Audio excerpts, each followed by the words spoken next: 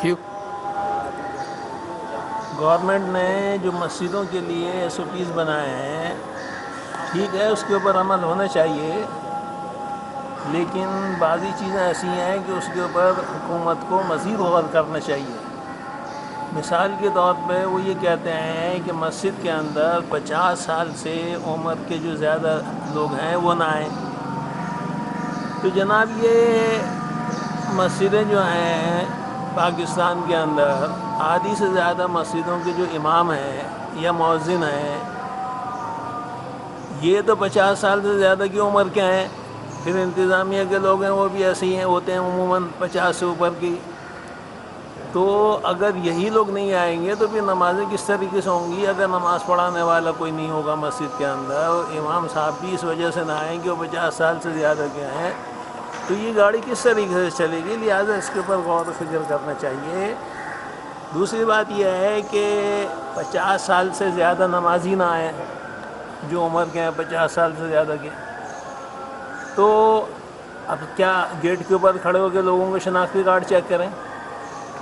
اور جو 50 سال سے وہ اس کو کہیں بھائی تم واپس جاؤ، اس نے کہا میں تو واپس نہیں جاتا، تو ایک لڑائی اور جھگڑا ہوگا۔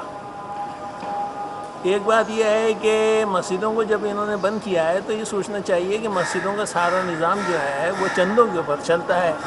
جب مسجدوں میں نمازی نہیں ہوں گے تو چندہ کہاں سے آئے گا؟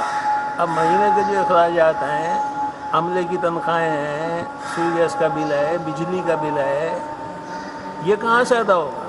اس کے بھی انتظام کرنا چاہیے تھا نا۔ یہ تو نہیں کہ کوئی اٹھا کے آپ نے لاک ڈاؤن کر دیا، بند کر دو مسجدیں۔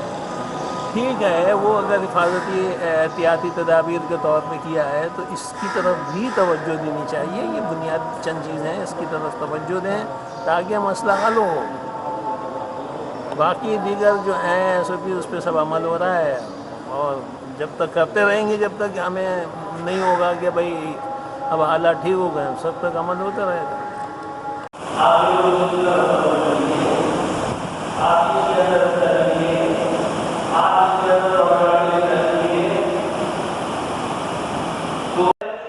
زیادہ عمر کا آدمی جو ہے وہ مسجد میں نہیں آئے نماز پڑھنے کے لیے، تو لیکن اگر یہ کافی مانو کہ اگر لوگ کھڑے ہوں یا یہاں کی ادارے رکھتے ہیں وہاں پہ بغیر کسی حادثے کے کھڑے ہوئے ہوں یا بغیر کے اندر ہجوم لگا ہوا ہو، تو یہ بات کتنا مطلب ہے کہ وہاں پہ یہ نہیں لگتا۔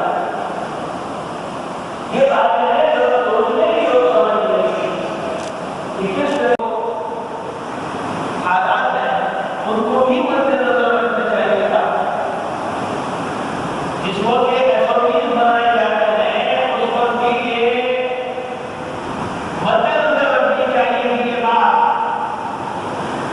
یہ کوئی ایسی ڈھکی چھوٹی بات نہیں تھی کہ جس کے اوپر کوئی غور و فکر نہیں کیا گیا۔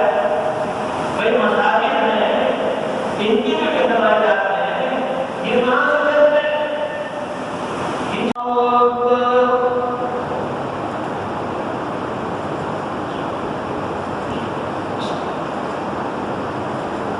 الحمد لله رب العالمين الرحمن الرحيم مالك يوم الدين إياك نعبد